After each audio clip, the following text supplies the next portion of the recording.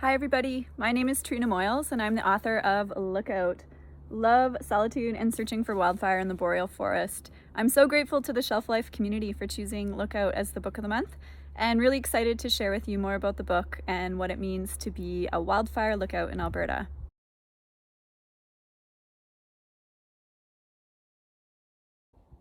I've had a privilege of working as a lookout observer in Alberta for the past 5 years, and the job surprises very many people that it still exists. Lookout observers are the first line of detection in spotting and reporting smokes or wildfires in Alberta. There's roughly 100 of us scattered across the province, and there's all different kinds of lookouts. There's alpine lookouts at the top of mountains, and then up in the northern boreal forest, typically the towers are 100-foot steel structures. The life at the tower is fairly rustic. There's a cabin down below, and then you climb the tower every day to look out for smoke. And the number of hours you spend up in the sky scanning the horizon is really dependent on the weather. The weather really dictates our job out there. If it's hot and dry and windy, then we spend sometimes up to 12 hours scouting for smokes. We rely on a two-way radio to report them to the fire dispatch, and they send fire crews out to manage the fires. And we work together as a team, so if we can see the same smoke, we can use triangulation to pinpoint a precise location. Otherwise, we're using our best judgment to guess or estimate distances, and then to also report smoke and wildfire behavior to the dispatch as well. And fires, of course, are caused by humans, largely by humans, but then also by lightning. So lightning can produce a lot of wildfires in the boreal forest, particularly up north. It's a job I never thought I would do longer than a single year, but I take a lot of pride in the position. We're out there typically from April, sometimes until the end of September. And there are so many challenges, as you can imagine, associated with the job, but also so many beautiful rewards too. So the close proximity to nature, to wildlife, to coming to face yourself as well too. There's so many rewards as to the job. And one of my mentors once said to me, we're a little bit like tree swallows. Every winter, we leave the tower, we go off and we do different things. But every summer, when fire season starts, we migrate back to the perch and back to the joy and the thrill of watching for wildfire smoke.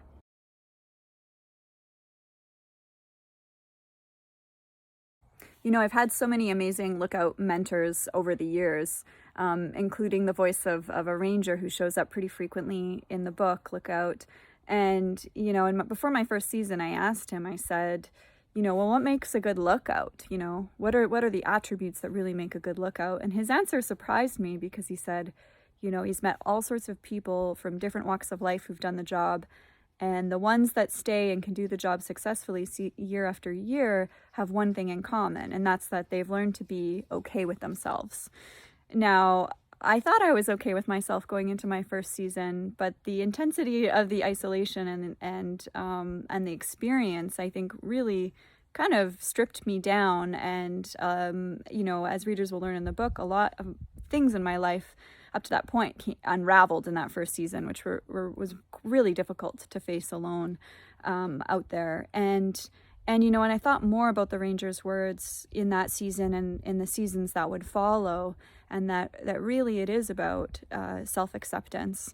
You can torture yourself when you're alone with the mistakes that you've made or regrets that you have. But in order to sink into the tower lifestyle and do it successfully, you do have to come to terms with those mistakes and with that aspect of yourself.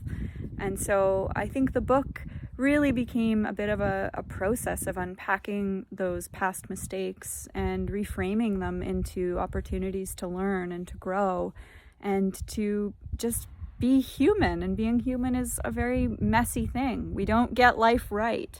It's okay to make mistakes, and the parallel with learning to trust myself up in the sky looking for smoke, is it a smoke or is it dust or cloud of pollen? You're really relying on your best judgment, and you do have to trust yourself up there, that you can call the shot. And sometimes you're right and sometimes you're wrong. And so I do think that that became a really cool metaphor to work with in terms of thinking about my own life, and trying to accept the parts of myself that had, you know, given me shame in the past, and to transform that sense of shame into self-acceptance, and into being okay with being alone, and then, you know, finding the beauty in solitude.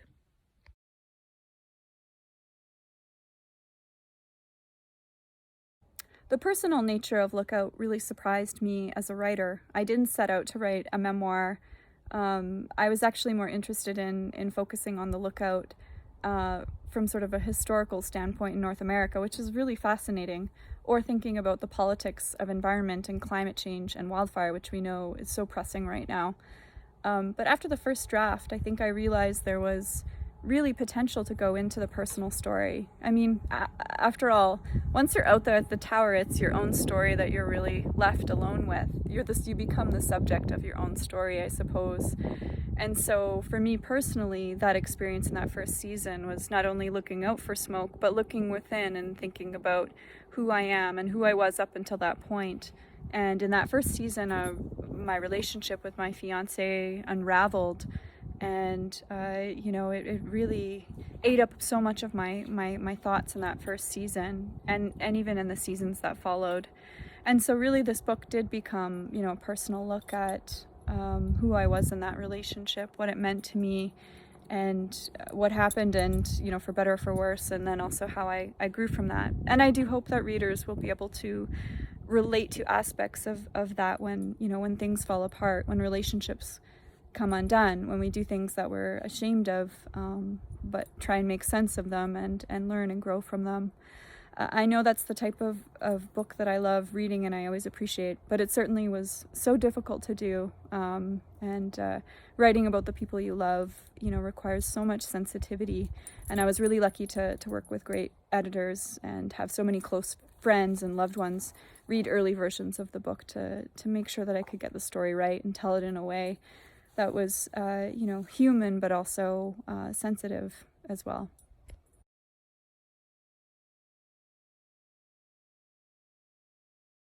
I think I did know early on in that first season as a Lookout that there would be potential to write a book based on this experience. I certainly didn't think that I would do the job longer than a single season. But very early on, I was able to tap into the storytelling magic around the Lookout, and there's a rich history there of artists and writers and musicians and just different interesting creative folks from different walks of life who've been drawn to the job, and, you know, what's pulled them back season after season, the ways they entertain themselves out in the bush. You know, many Lookouts share incredible stories of spotting their first smoke, or, you know, dealing with a black bear. And there's a rich mythology of these stories. So I was able to tap into that, I think, quite early on in that first season, and connect with some amazing people who'd been doing the job for, you know, 20, 30 years. And, you know, there's a real magic at the Lookout. And I hope that the book captures even just a little ounce of that. Because my story, of course, is just one story in this amazing legacy of women and men who've been called to the profession, and, you know, who choose the life of solitude over, you know, barbecues and the beautiful summer lifestyle that we have in Alberta and North America. But it's really a profession that is cultural. It's a lifestyle. And so I think I knew very early on that there would be, you know, real storytelling potential. On the other hand, I didn't know that I would write such a personal book, and that I would bring my own personal stories to the forefront of that.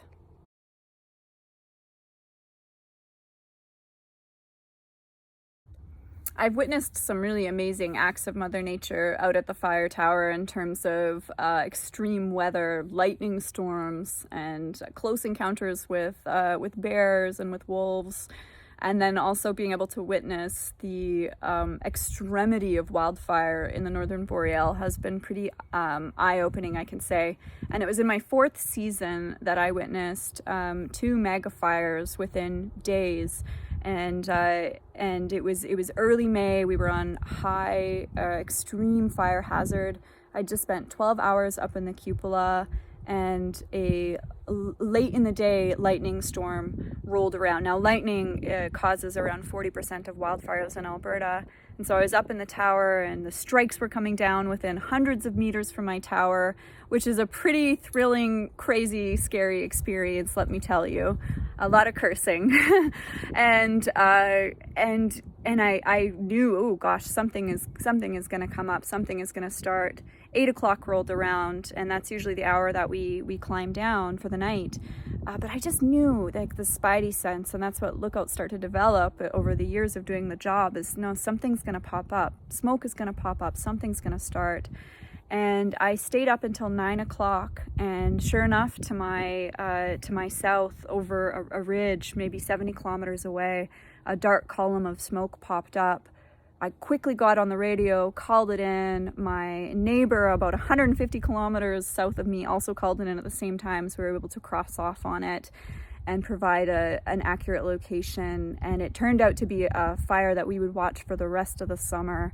And then days after that, another fire broke out to my north, and that fire blew up to 350,000 hectares, which is, 3 times the size of Calgary, for perspective. And watching those fires burn over that summer was pretty eye-opening to see just the intensity at which they can spread. And the fire to my north actually evacuated me for 4 or 5 days. And I'd always said, it'd be thrilling to experience what it would be like to be evacuated. But I laughed because I wound up back in town with all the luxuries of hot water and showers and, going out to a restaurant and seeing friends and whatnot. But all I wanted was to be back out there in the forest with my other lookout friends, continuing to watch these fires and continuing to be the first line of defense in wildfire detection. So that's my most harrowing wildfire memory, and I can say that I hope this season is not nearly quite as exciting as that 4th season out there in the bush.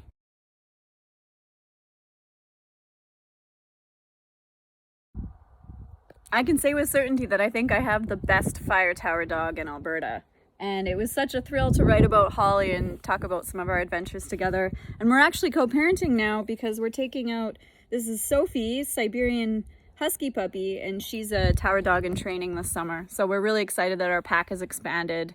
And yeah, what does it mean to live alone in the bush with your dog? Well, people ask me, do you talk to your dog out there? Of course, I talk to my dog all of the time. And they really become, your best friend and your companion and your colleague out there.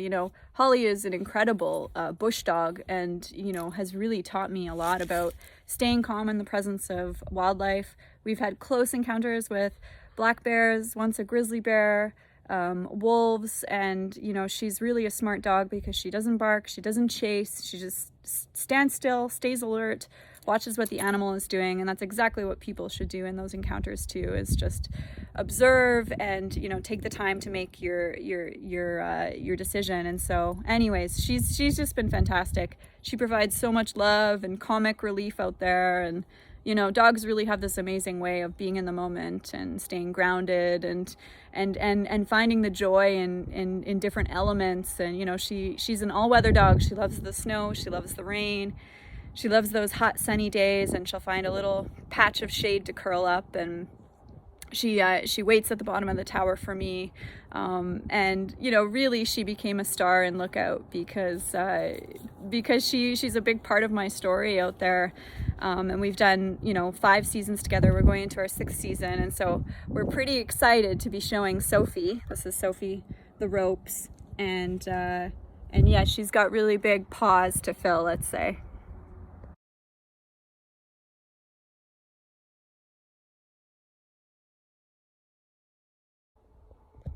Before my first season, I said, I hope I never have to actually see a wildfire and call in a smoke, because I was so terrified of wildfire. I really knew nothing about it. I didn't understand that it belongs in the boreal, that it's a process that's been happening for tens of thousands of years, and it's not inherently bad.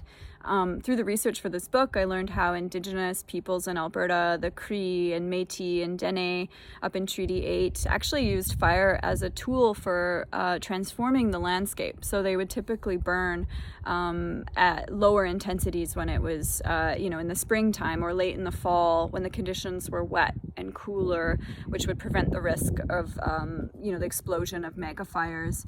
And they used fire to regenerate life, to bring forth pioneer species, to be able to, to promote the growth of different berries, or to cleanse certain areas of different pests. So they used it really as a tool. And I think it's fascinating today how, that Indigenous science is being integrated into different wildfire management in North America and actually around the world where fire has existed naturally.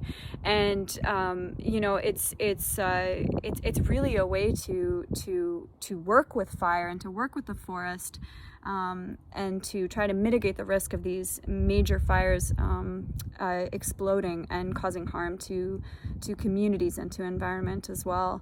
And so I think in the book, really, I tried to weave in this profound love and passion I've developed with land and with this relationship with the boreal forest. There's an incredible biodiversity that exists in the boreal that I don't think I fully appreciated before becoming a lookout. And that's from the tiniest little insects and critters that are designed to live in this forest and love fire and thrive in fire, to right up until to the moose and to the bears, to the megafauna on the landscape.